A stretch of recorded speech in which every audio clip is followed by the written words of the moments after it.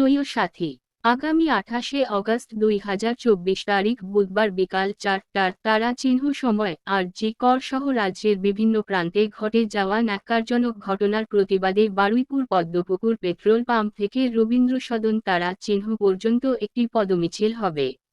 উক্ত মিছিলে উপস্থিত থাকবেন আমাদের প্রিয় চেয়ারম্যান তথা ভাঙড় বিধানসভার বিধায়ক পীরজাদা নওসাদ সিদ্দিকী তারা চিহ্ন মহাশয়। উক্ত পদমিছিলে আপনার অঞ্চলের প্রতিটি বুথের দায়িত্বশীল মেম্বারদেরকে ফোন করে যোগাযোগ করে মিটিং-এ হাজির থাকার জন্য বলুন। পূর্বে দলের প্রতি তাদের মেহনত আছে, যেমন ঠিক তেমনই এই মিছিলে হাজির থাকাটাও বাধ্যতামূলক। না হলে খুব শীঘ্রই কমিটি পুনর্গঠন হবে, দল তাদের নিয়ে দৃঢ় সিদ্ধান্ত নেবে।